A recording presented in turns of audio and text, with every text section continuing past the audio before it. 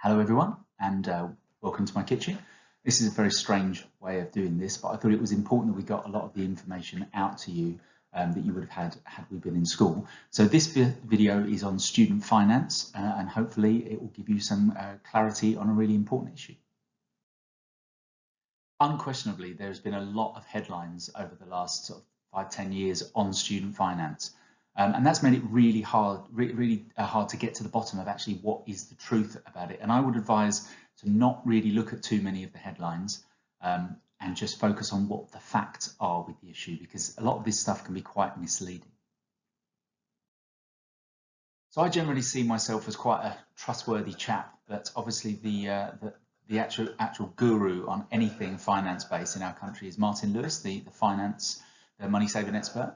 And if you look on his website, he has an awful lot of information on student finance and loans and debt and what it means. So some of what I'm saying is coming from them, but please do have a look at his website just to sort of boost your confidence that it is as fair as it could be. I'm a parent myself, and I have always thought that once they made the decision that tuition fees were going to go up, the system we've got in place is almost the fairest it could possibly be at the moment. So we're going to base some of what we say on the Money Saving Expert website, but do have a look at it yourselves.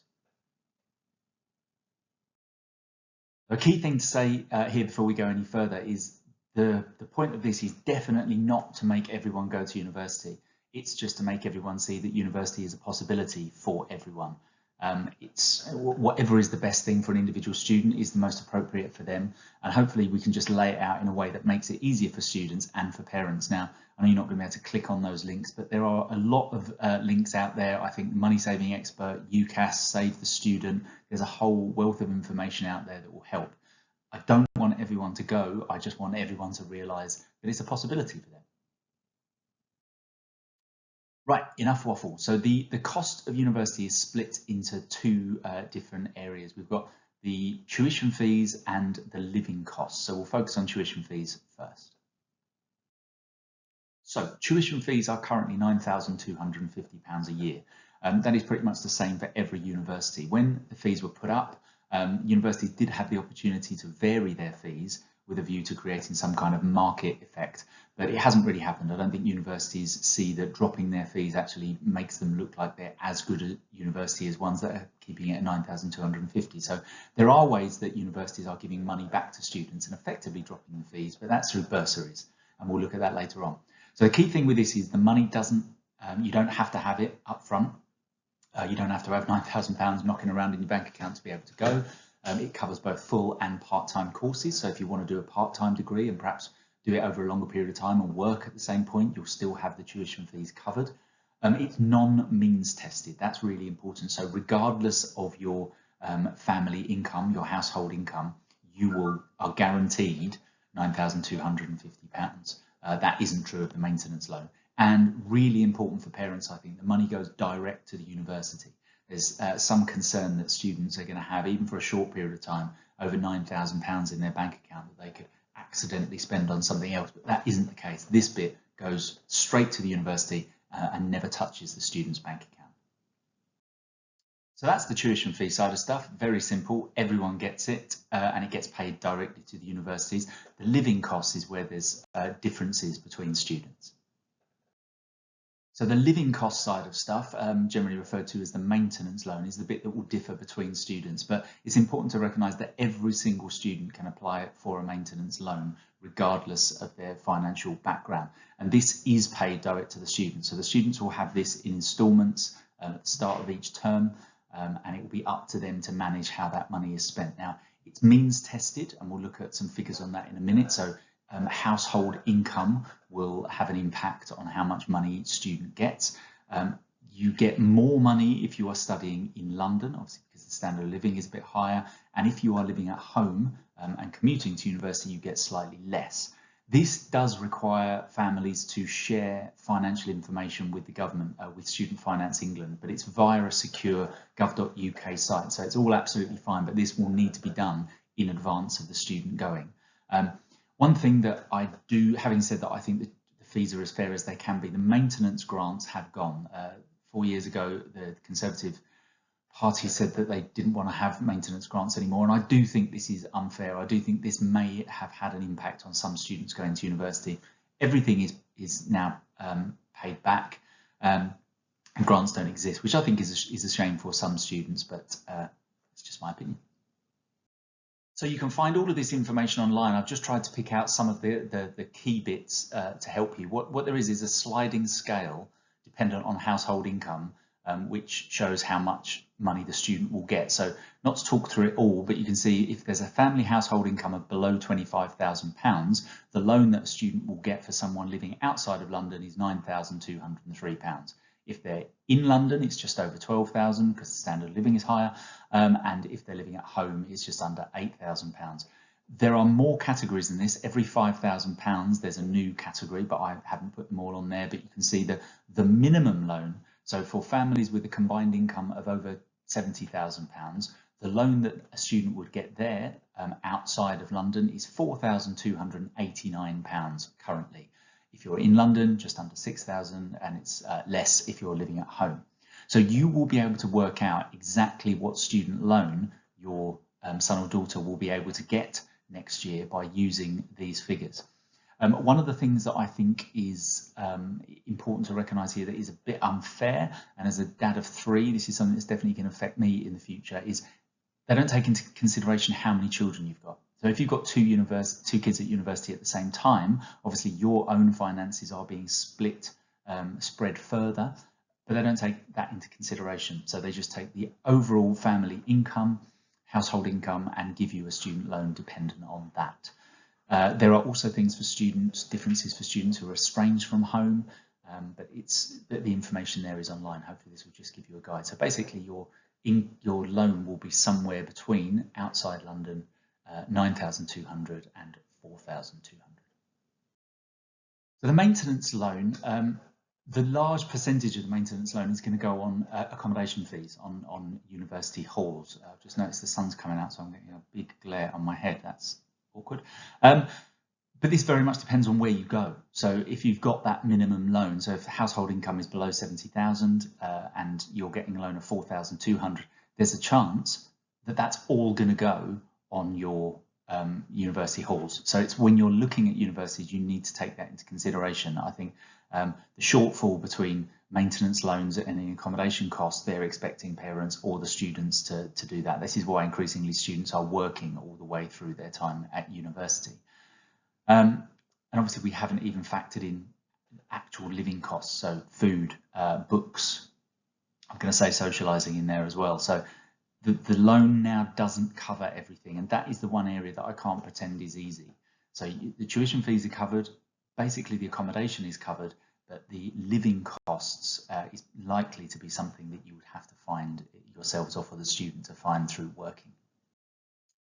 So just to quickly recap, the students will have one tuition fee loan, which is the same for every student that is paid direct to their university. They have a maintenance loan, which is different for each student and is paid direct to the student, but they then form one single student loan that the students will be repaying. So both of those two separate forms of money go into one pot that the students will be repaying, regardless of where they go, regardless of income. It becomes one student loan that they will then be paying back. And just for a second at this point, I'm going to become a man reading from a PowerPoint slide because I think this is where we have some confusion with people. And Martin Lewis is really clear on this in what he thinks. So as it says here, the price tag of university is mostly irrelevant. What matters in practical terms is how much you have to repay. And that's a completely separate number from the total amount. What you repay solely depends on what you earn after university. Those who earn a lot after graduating or leaving university will repay a lot. Those who don't gain too much financially from going to university will pay little or nothing. So he's really keen to sort of, this is more of a graduate tax than a loan. It isn't a loan that's going to stop you getting a mortgage in the future. It's not something that is going to sort of really affect your life in the short term. It is something that is an investment in your future. You go to university and you will have money that you will need to pay back, but it very much depends on what you earn afterwards. And that's what I'll explain over the next couple of slides. Okay, so there are key three things that you need to know about student loan repayments. And I think they might change the opinion of some people on this idea of student debt. So number one, you only repay 9% of what you earn over £26,575 a year. There's a number that trips off the tongue. It's a number that goes up with inflation. So each year it will be more, the threshold will increase. So what that means is someone earning below that threshold, say £25,000 a year, actually doesn't pay back any loan at all. Their loan repayments are zero. So for some people, that'll be it. They will never pay back. If you never earn over that level, you will never pay back your student loan. If you earn £27,000, you are paying back 9% of the difference between 27,000 and 26,575. So you're only paying back £3 a month. If you're earning £40,000, so a significant sum of money, your loan repayments will be £100.69 a month. And as I say, I think in terms of fairness, this is where it's a graduate tax. If you've gone to university, you've got a qualification that means you can get a job that perhaps is better paid, it's probably fair that you should pay some of that back. There'll be people who don't go to university, and if tuition fees didn't exist, they would be paying for tuition fees for everyone else through their taxes. So this is a way of, it's an investment in your future. You go to university, and when you start earning that money back, you start paying it back. But just those figures again, you could work it out for any amount. Someone earning £40,000 will only have to pay back £100 a month. Okay, number two, the size of the loan doesn't decide how much you pay back. So the payments are the same regardless of how much you have borrowed. Different people will have different levels of student debt. Some people might not need to spend all of their loan. Obviously, some people are borrowing more because they have the ability to borrow more, but it doesn't change the repayment. So if you owe £10,000 and you have a job that means you earn 30 grand, you will pay £25 a month. If you owed £30,000 and you had a job where you earned 30 grand, you would still pay £25 a month. If you owed £1 million and you earned 30 grand, you would still only pay £25 a month. If you owe £50,000 but earn 26,000, which is below the threshold, you don't pay anything. The threshold is there regardless of what your loan is. The other thing to think about at this stage is if you stop earning, your payments stop because it's tied to your earnings. So compare this to a normal loan where regardless of your job situation, regardless of your earnings, the payments keep going. So you think in the future, if someone is made unemployed, that's it, their student payments stop until they go back earning above the threshold. And I think for parents of daughters, that's particularly important because the likelihood is that women will take some time off work for maternity leave at some point, and their student loan payments will stop straight away and then start again when they move up. It also will have implications for part-time workers. So my wife is a part-time worker, and it's only really in the last couple of years that she has started to pay back her student loan, because as a part-time worker, it's not prorated, it's the amount of loan and the amount that you earn. So the size of the loan doesn't have any impact on how much you pay back, and it will stop when you're not earning anything. I should just add there, it doesn't just stop if you're not earning anything, it stops as soon as your earnings drop below the threshold. Anyway, point number three, after 30 years, any debt is wiped out. So if you haven't paid the loan off by the time you get to, I mean, most people will leave university, many people will leave university at 51, that's it. 30 years after you leave university, any debt is going. Now, with this quote from the Institute of Fiscal Studies, it's a few years old now, but it's still true. Only 17% of graduates will fully repay their loans. So this is an issue for the government. I think they didn't necessarily get their figures right. They didn't do their sums properly when they worked this out. Doesn't affect the students though. This is a positive for the students. They borrow the money. They're unlikely to ever pay it all off as well. It's something worth thinking about. It's all wiped at the end of 30 years. So this is just a slide that we would have talked about if we were having the meeting. I guess this is a bit of an advert for university, that it's a slide that just shows that people with degrees tend to earn higher than people who have other levels of qualification. So I've used the phrase a couple of times, it is an investment in your future. Yes, you're going to need to pay more than you would, you're going to have to pay for it, but there is the possibility, and the data indicates that people with degrees do earn more than people without. So this section actually for you guys is going to be a long way off, but how it is done, I mentioned before, there's a gov.uk site, student finance. The first bit is just for the student. You can do this before you've actually got a definite place at a university, because it's not tied to the university at all. You put in your basic information, and then there'll come a point where it stops. You have to put in who are the contributors to the family income, and then they are linked in. You put an email address and they have to complete their section as well. So each year it closes at the end of May. It's a very flexible deadline. They will allow people to do it afterwards. It's not that if you don't do it by May, you don't get your student loan, but it will be significantly delayed. So it's worth getting that loan in place, getting the forms in place every year. Key thing, you need to reply every year. You don't do it 1 year for the 3 years or for the 4 years, depending on how long you're at university, because obviously financial situations might change every year. So every year this form will need to be filled in again on the government website. Nearly there, I promise. So the final thing, I mentioned it earlier on, ways that universities can get money to students. There is a large number of bursaries and scholarships available to each university. Broadly speaking, a bursary is something that is given to students just for meeting personal criteria, often linked to sort of financial disadvantage or background. A scholarship is something where you have to meet a particular, normally academic level. So Essex at the moment are giving every single student who applies a bursary of £2,500 spread over 3 years, 1,000, 1,000 and 500. That's effectively a drop in their tuition fees. But as I said earlier on, if they drop their tuition fees by £1,000 each year, that might make them not look quite as good at university. So that's why they're doing it. That's how they're doing it. Actually, we are a partner school of Essex. So students going to Essex from Fitzwymart would get another, I think it's £1,000 a year as well. So there are financially disadvantaged student bursaries. So Surrey there, I just had a look this morning, they're giving £2,500 to students who come from households with less than £20,000.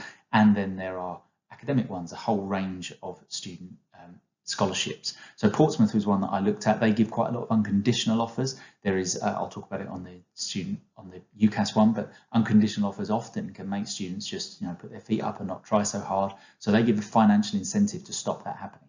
So students who are given an unconditional offer from Portsmouth and still get or exceed their grades will be given £1,000 for doing so. So there is money that will come back, and it's definitely worth looking at those because it's free money that students are entitled to.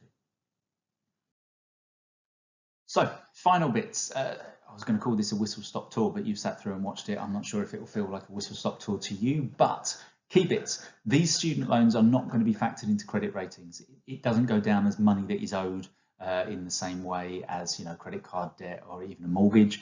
It has been clear from the start that student debt isn't used when people are looking to get mortgages, so it's not going to be held against them there.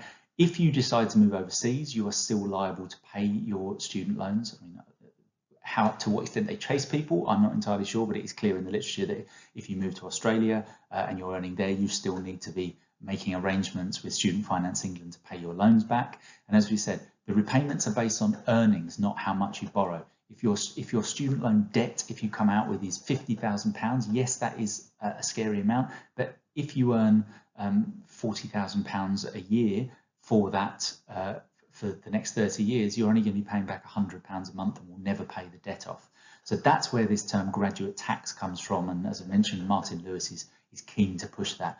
There are a lot of other places you can get information if I've glossed over some of these bits. So not just Money Saving Expert, but the UCAS site as well. Save the Student's a good one, and Student Finance England themselves. So hopefully that's given you an idea. Hopefully that has put some minds at rest that yeah, there is a cost attached to it.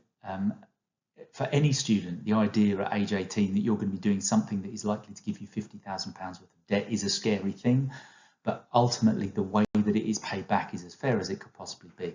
If any of you have any questions, please do email me, but hopefully this has given you what you need. Take care, everyone.